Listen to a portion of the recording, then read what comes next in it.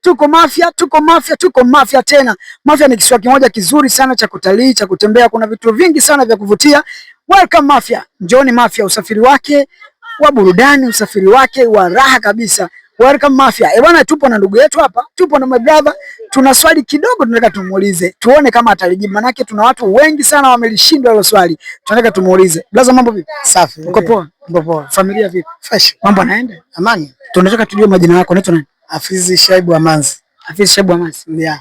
Tuomba angalia kamera kwanza kule. Imekuona? Sawa. Sawa, okay. Swali letu linakuja kama ifuatavyo. Yeah. Kuna macho na sehemu za siri. Si ndio? Ndio. Utobolewe macho au ukatwe sehemu za siri? Sehemu za siri. Ukatwe sehemu za siri. Yeah. Kwa nini ukatwe sehemu za siri? Na uwezo wa kusurvive. Na hisi macho, usurvive wangu unakuwa mgumu. Ukiangalia tu hawana sehemu za siri na watu ambao hawana macho, naona wanateseka sana watu wale kwa hawana macho. Bwana, ndugu yetu amesema, brother amesema, bora atobolewe macho kuliko kukatwa sehemu za siri. Si ndivyo?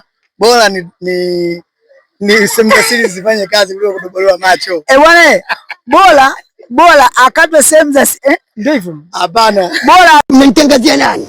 Nani unanitangazia? Mama.